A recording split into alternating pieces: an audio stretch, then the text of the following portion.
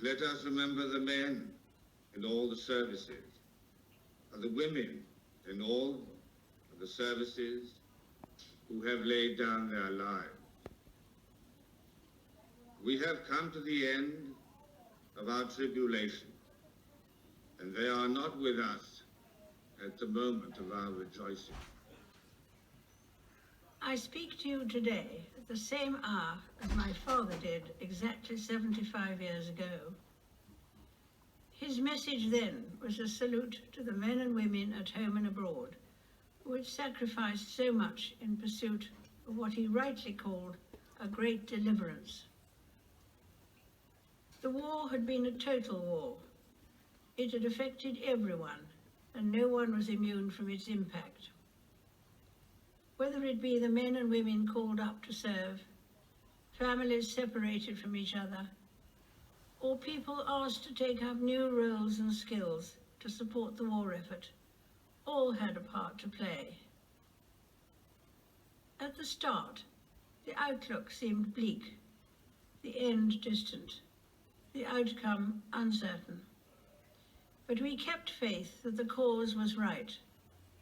And this belief, as my father noted in his broadcast, carried us through. Never give up, never despair. That was the message of VE Day. I vividly remember the jubilant scenes my sister and I witnessed with our parents and Winston Churchill from the balcony of Buckingham Palace. The sense of joy in the crowds who gathered outside and across the country was profound. Though while we celebrated the victory in Europe, we knew there would be further sacrifice. It was not until August that fighting in the Far East ceased and the war finally ended. Many people laid down their lives in that terrible conflict. They fought so we could live in peace, at home and abroad. They died so we could live as free people in a world of free nations.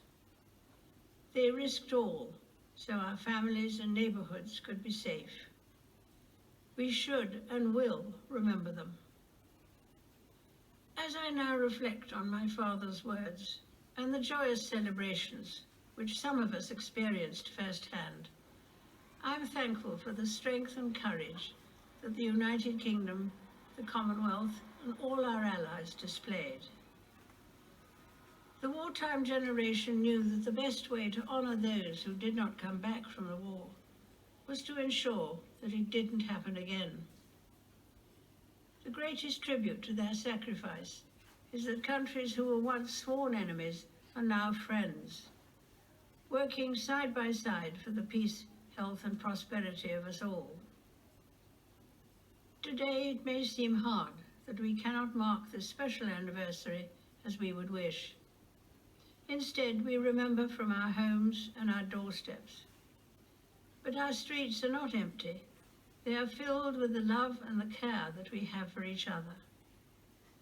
And when I look at our country today and see what we are willing to do to protect and support one another, I say with pride that we are still a nation those brave soldiers, sailors, and airmen would recognize and admire. I send my warmest good wishes to you all.